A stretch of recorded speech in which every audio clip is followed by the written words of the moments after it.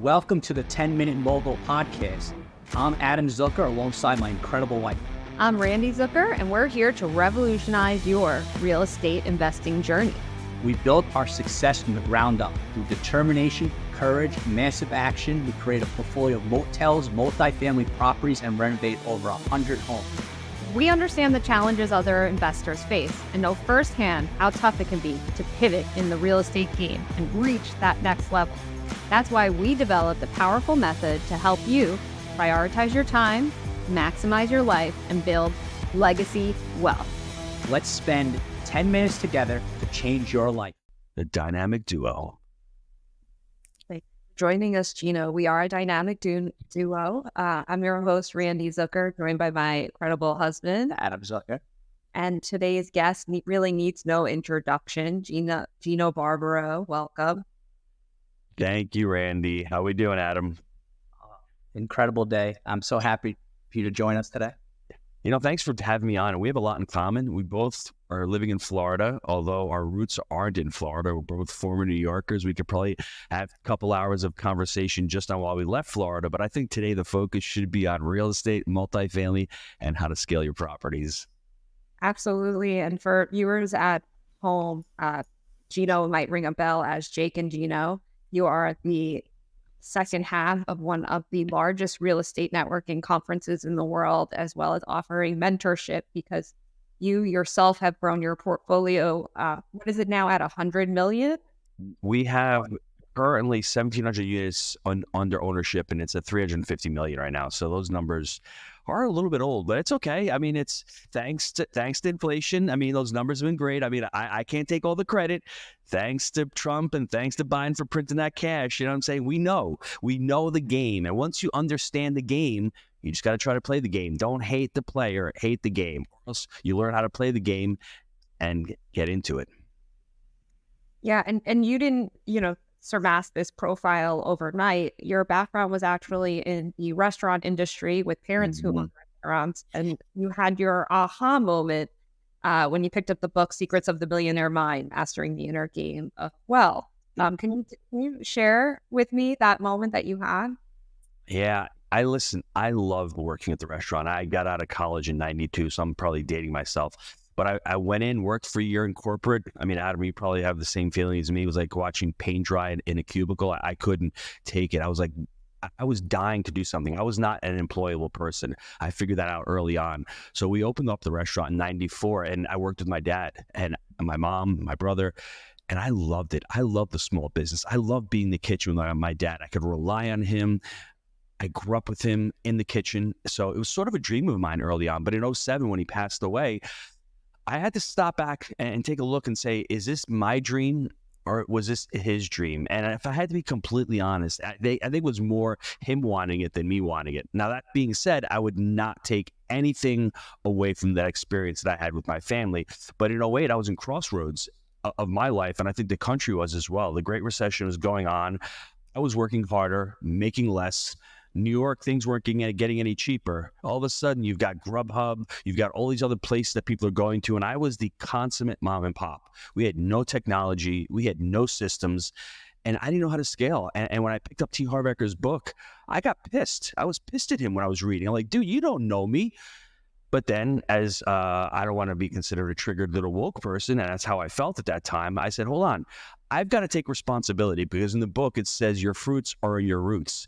And my roots were pretty shallow. I had no fruits to show at the time.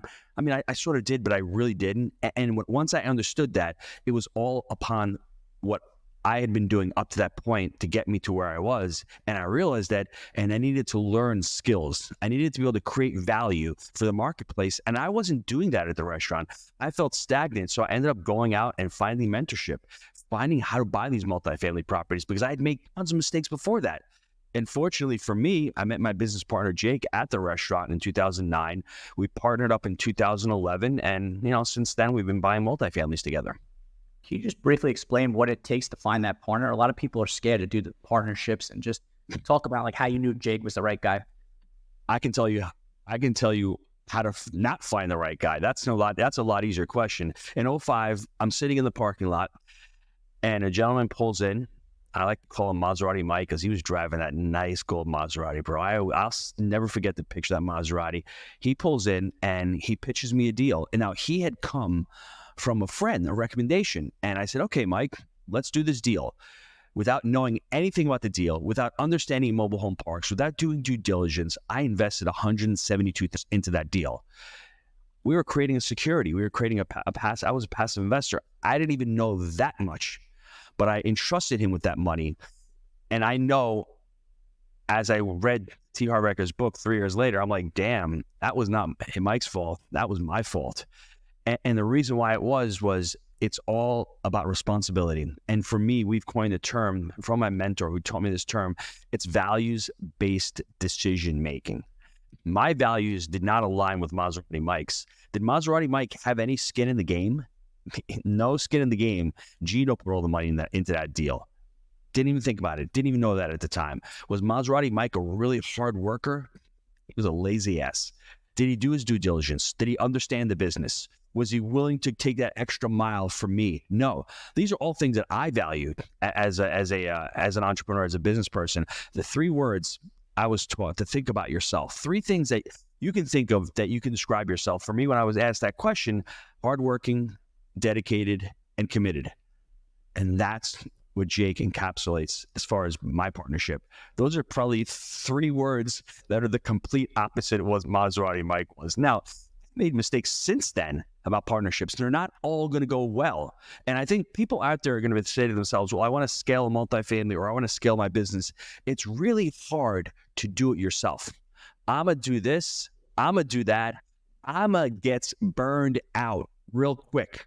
And I think what's great about having a partner is even if you have complementary skills, Jake and I do a lot of things really well together, but we can do more things together. And obviously, our balance sheets are twice as much. He's got assets. I have assets. We can qualify for loans. Man, he's really good at talking to brokers. I'm really good at analyzing deals. He's really good at doing processes and systems. I'm really good at building the brand. So there's things that we can do and put them together.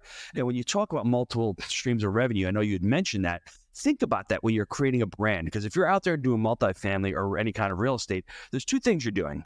You're either sourcing properties or you're sourcing capital. And when you're sourcing capital, you need to get out there. You need to write yourself books. You need to create content. You need to create videos. Jake doesn't really like to do that. After about 15 minutes, bro, he's on the couch. He is completely wiped out. I don't know why. That's just, he calls it blaze energy. He just burns himself out. But I can go a little bit longer. And for me, if I had to do property management every day, I did it. I'd probably should end up shooting myself. So he loves that part of the business.